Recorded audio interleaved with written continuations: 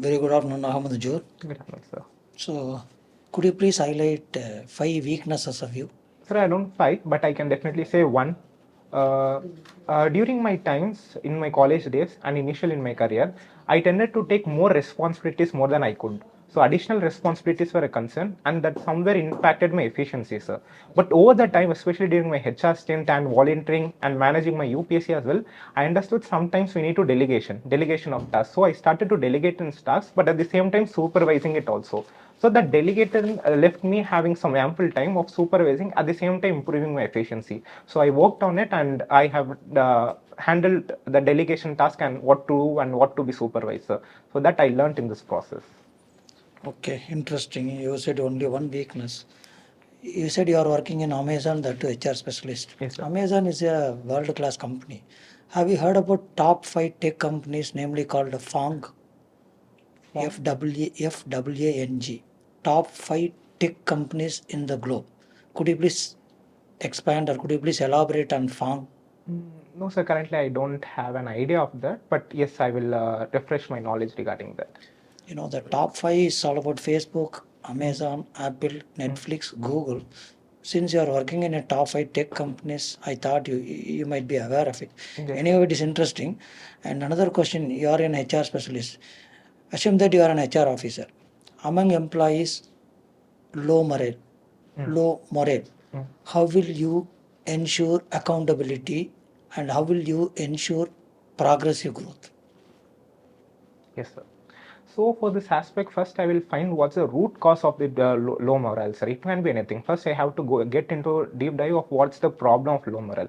Once I understand, what we can do is, for example, if I'm considering a team morale is low because they are not gelling together and there's lots of pressure on them. So for that, what we can do is we can have an engagement functions. Like example, we can go out, we can have a team meeting, and sometimes we can do some fun Friday activities. At the same time, we can delegate their works a little bit, sir. Because ultimately, if the employees are overburdened, they cannot give productivity. Even if 1 day or 2 day can be reoriented to less productivity and more of an engagement, it will improve their productivity in long run. So engagement, talking with them, and also listening to them. First, listening to them, what do they want and what is the happening.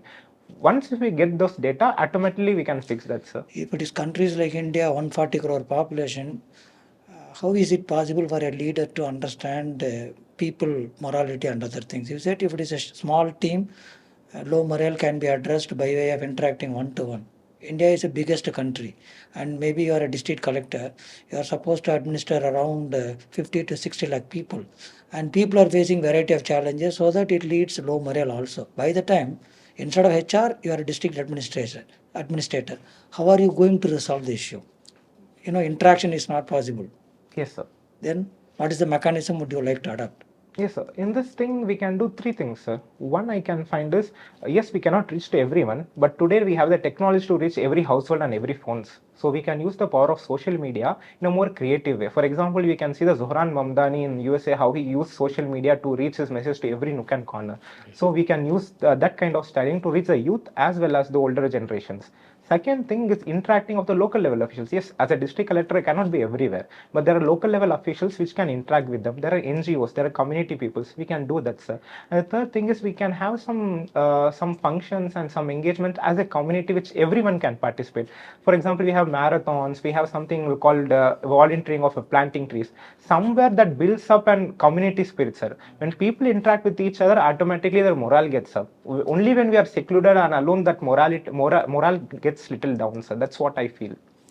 Okay, what is the position of India in Global Innovation Index? Do you have any idea on that? We made it in under top 50, sir. That I have an idea, but exact number I don't recall, sir. Out of total countries? I don't have clear idea on that aspect, sir. Okay. Do you know which organization is publishing Global Innovation Index? Yes, sir. That is World Intellectual Property Organization, sir. WIPO. Okay. Do you have any idea related to Ayushman Bharat? It's a government of India scheme. Yes, sir. Yes, sir, I do have. Ayushman Bharat is providing of cashless insurance treatment for the socially economically weaker sections, sir. They have 5 lakh rupees of floater insurance for the whole family, which they can take for tertiary and secondary, like pre and post, sir. so they can utilize. It's very helpful for the people who are in need because insurance capacity is very low in India. So government thought of this process to help them, sir, to reduce out of pocket expenditure. Interesting, Arun. Zagur, all the best. So you very well about the Tamil Nadu, the society, Yes, sir. how now everybody is talking about Tradian model. Yes, sir. Yeah, that Tamil Nadu follows a strong Tradian model of development.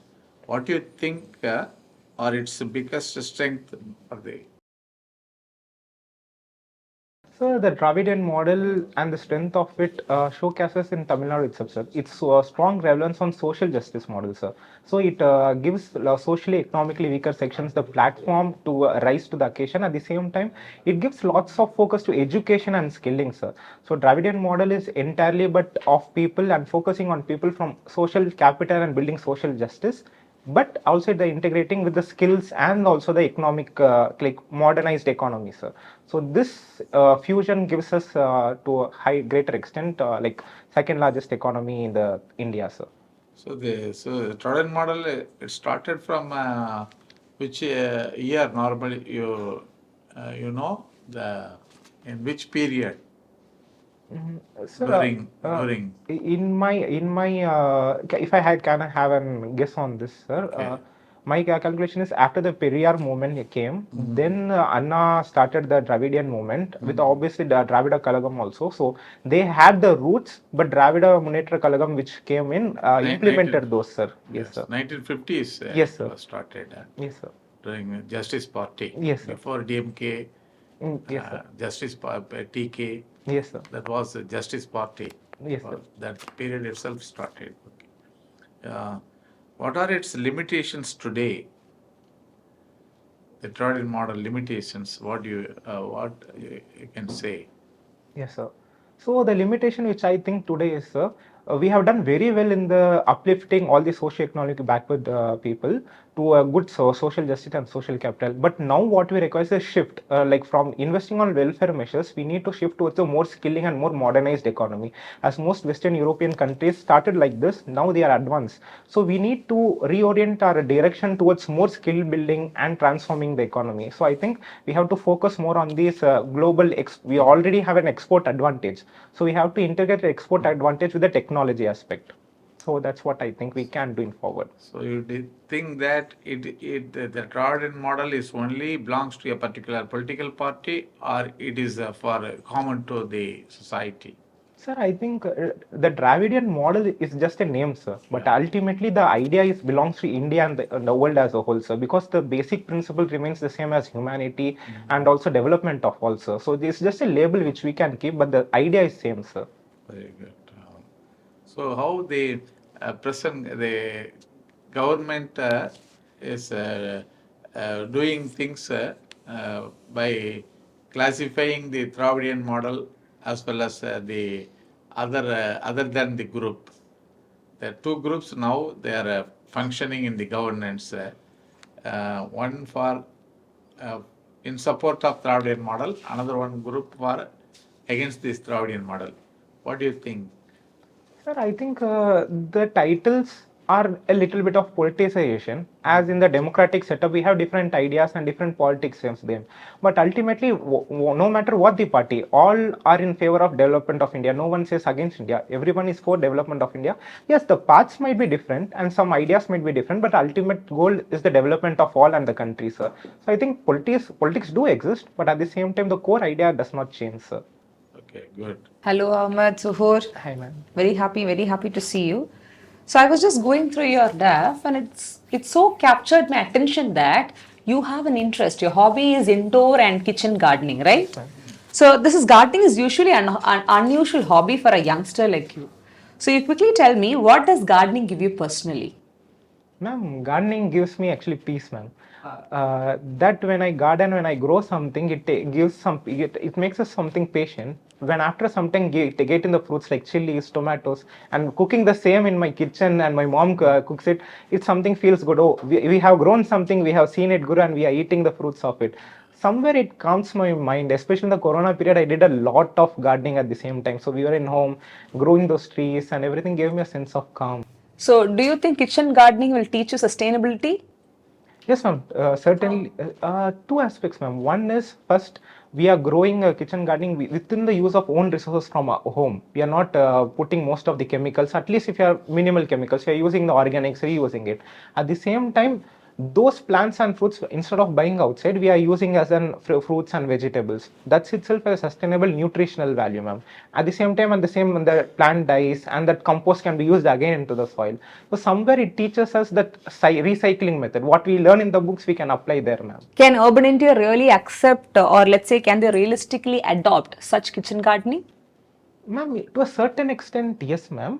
For example, all might not have their patches of land. We can have some grow pots they are putting, and also indoor plants are also. For example, indoor plants keeping inside the bedroom, it absorbs some pollutants. In the urban life, we cannot always water. We know in urban life it's very difficult for us to take care and all. Indoor plants takes for 15 days, 20 days. Once if you water itself, it's okay. So just seeing that plant exist gives us some responsibility at the same time, ma'am. You play cricket. District level cricket. Wow, that's right. So, what values cricket apply directly to administration? Ma'am, first what I can think is teamwork, ma'am. So as district is a big officials, people, every like team, we have to take all the 10 players along. Everyone has to perform. If someone gets out early, we have to motivate him. If someone performs well, you have to learn from them. So this all aspects of teamwork and how a team functions and how to be a team player. That's the first thing I take from cricket, ma'am, in the administration. Tamil Nadu aims to become a US dollar 1 trillion economy by 2030. Very good. So now, what are the key drivers for that growth? Now, the key drivers which we have to our advantage also is the automobile sector, which is export oriented. I just want only the 4 to 5 key drivers. Okay, ma'am. Yes, ma'am. So one is the education base, which we have. That is a parameter, not key driver. Yes, ma'am. Can I have like example of what the key driver? Maybe I'm not able to understand. Digital economy. Okay. So manufacturing, like that. Okay, ma'am. So key drivers towards one is the manufacturing, as you said, ma'am, manufacturing and the services sector. And the services sector also the high-tech service like AI, generative AI, those technological, like for example, in the manufacturing itself, we can have technical textiles, digital textiles, which are currently in the market. And also the fourth important pillar, which I think is the agriculture itself, in the organic and sustainable agriculture, which can be used to have a more farmers' income at the lower level, because it cannot be just 1 trillion economy, cannot be just manufacturing and services. So I think agriculture has to play a part and focus has to be given there also. Okay. Cybercrime is rising rapidly, yes? So now, why are conviction rates still low despite cyber cells in every state? Yes, ma'am. Ma'am, the reason which I feel for this conviction rate is, one is the awareness among the people. If they get scammed, they don't know where to go. That's the point. Even if they go, what happens is it takes a lot of time, and the cyber network today is much interlinked. They can use many technologies, VPNs, AIs, rerouting, and this makes traceability very difficult, ma'am. Even if having the latest people on the job, latest technology, somewhere it gets on and we cannot trace them entirely. So that's one of the reason of less conviction. And third is the different methods which are getting innovated to scam people. Recently, digital arrays, somewhere we send the OTP, Pegasus software, we have unlimited. The time taken to learn to counteract these measures also has some time of conviction. Once we learn that, people always have another innovative ideas. People get on. So we have to match that speed also, ma'am. Okay. Your optional is political science and IR, right? Yes, ma'am.